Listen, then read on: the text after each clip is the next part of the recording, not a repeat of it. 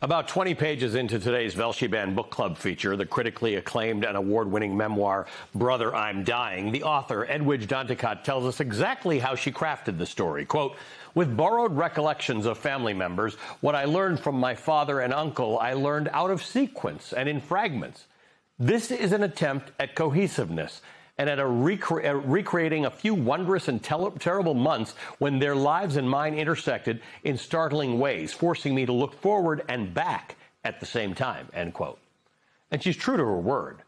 Brother, I'm Dying is as much Danticat's story as it is her family's, her community's, the country of Haiti's, and every immigrant that has had to leave home in search of something more. By the time Edwidge Danticat is 4 years old, both of her parents have left Haiti for New York City, settling in Flatbush, Brooklyn. Young Danticat and her brother Bob remained in the Bel Air section of Port-au-Prince, raised by their Aunt Denise and their beloved uncle Joseph, a charismatic preacher who led with love and tenderness. Without a phone to speak regularly, Danticat's parents would communicate with a short 3-paragraph letter sent every other month. Later, her father would explain, quote, what I wanted to tell you and your brother was too big for any piece of paper and a small envelope. It was unclear if she would ever see her parents again. Then they sent for her and her brother. At 12 years old, torn between sadness of leaving their homeland and her beloved uncle and excitement to reunite with her parents in America and begin a new life, she made the journey to Brooklyn. And that's just the beginning. Told to us with masterful emotional clarity, interconnected narratives and prose that blends a delicate voice with hyper-realistic descriptions of violence, destruction, and tragedy, it is unsurprising that Danticat is first and foremost a fiction writer.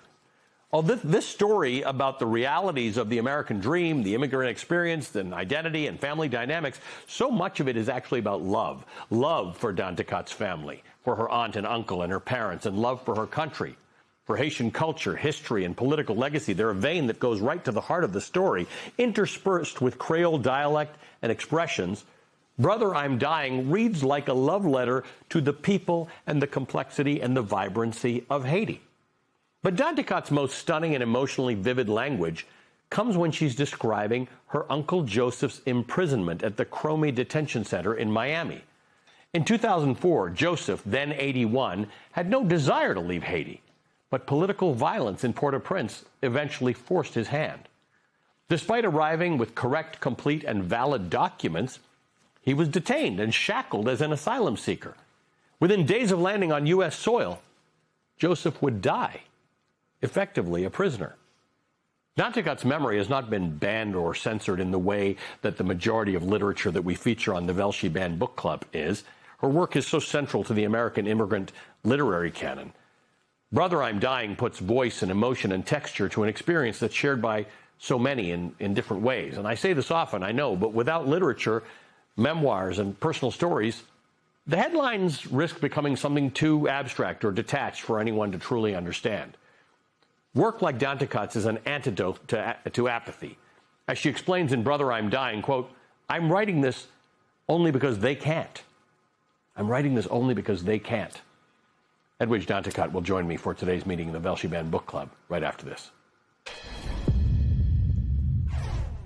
Today's meeting of the Velshiban Book Club is now in session. I'm joined by the important, award-winning, and critically acclaimed author Edwidge Danticat on her 2007 memoir, Brother, I'm Dying. Welcome to the Velshiban Book Club. Thank you for being with us. Thank you. Thank you so much for having me. It's such a wildly relevant book today, and I want to start off with a short passage in which your father is saying of your uncle, quote, he shouldn't be here, my father said, tearful and breathlessly agitated shortly before drifting off to sleep that night. If our country, Haiti, were ever given a chance and allowed to be a country like any other, none of us would live or die here, end quote. That's a relevant sentiment for a lot of people who leave their homeland and come to America for a better life. Talk to me about this. Well, I mean, it's my parents, both my parents came to New York in the 1980s, 1970s, and I came in the 1980s. And everyone we knew in our family were like, if there was an opportunity to stay here, we would have stayed. And I think that's the sentiment that so many immigrants have. It's, the poet Warsan Shire writes that no one leaves home unless home is the mouth of a shark. And that's so profound. I've heard it in been said by so many people. People leave home for many different reasons, but often people who, like my parents, left at the time they did, left because there was an urgency to it, just as people are leaving, who are leaving today for different reasons or being driven out of their homes. That's definitely, in many cases, would not have been their first choice. And that's what my father was saying, because definitely my uncle had chosen to stay, like some folks do. And then the other side of that coin is once you are forced to leave and you do end up in America, it becomes fairly natural for most immigrants to then embrace the so-called American dream. And it's a persistent theme in Brother, I'm Dying. What that dream is, in part, immigrating to this country and then trying to figure out your place. Mm-hmm. I think for a lot of people, that dream is so centered on their children.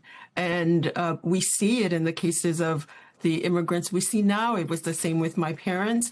My dad, when he was dying, as I describe in the book, when my brother asked him, have you enjoyed your life? He said, well, I didn't have a life of pleasure or fame or anything, but I had you, my children. I gave you this opportunity. So I think for a lot of immigrant families, the American dream is often centered around their children, and that's why folks are willing to work so hard. They're investing in their children in the next generation, hoping that they will have more opportunities than they had. Brother, I'm Dying reminded me of another Haitian author who's joined the Velshi-Band Book Club, Ibi Zoboi, who spoke to me about the dangerous perception or the negative perception that many Americans have about Haitians and Haiti. Let's listen to a little of what she said to me. When I was growing up, that's all you heard. "Quote unquote, Haiti is the poorest country in the Western Hemisphere." But now we can say Port-au-Prince is not all of Haiti. A neighborhood in Port-au-Prince is not all of Port-au-Prince.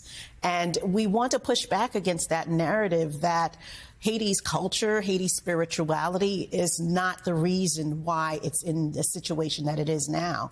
And I'm so thankful for so many voices and the books that I write and the books that others write to push back against those narratives. And that was 2 years ago when there was a lot of turmoil in Haiti, but I wouldn't mind your take on that.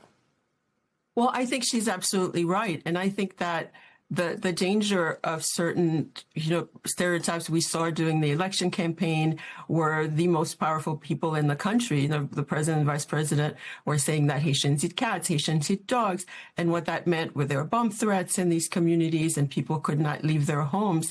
And so these stereotypes, it's not just inconvenient. Sometimes they can be very dangerous to a community. And that's why I think literature is so powerful, because when you read a book, you read a memoir, you get to know this family. We're not just numbers or stereotypes. You get to really go deep into the lives of people, and that's why I think Ibi's absolutely right. In her books, and Roxane Gay, who you've also had on this pod, on your show, who is Haitian American. These stories, I think we need so many multiple voices to tell the full story, because no one person, no one group of people is one thing. Right, and being in New York since the 80s, I mean, people, Haitians are part of the fabric of community. They're in every part of our society. But that's this moment that we're in now, where we otherize immigrants. We make not just Haitians, all kinds of entire groups. This administration targets Somalis. They target just immigrants in general, which dehumanizes, and dehumanizing makes it very easy to hate and then decide that you should have these people rounded up and kicked out of your country. Exactly. I mean, I think that's the goal, actually. I think the cruelty, the meanness about the stereotyping, the stigmatization is to reduce people to being less than human, so that ultimately anything can be done to them. You can deport them to third countries. You can take over their rights. I think that's the process. Again, I think that's why literature, different voices are so important for folks to hear the other side of the story, which is that takes away the power of that dehumanization. Thank you for joining us. Thank you for being the newest member of the Velshi-Band Book Club. Edwidge Danticat is an award-winning author of today's feature, Brother, I'm Dying.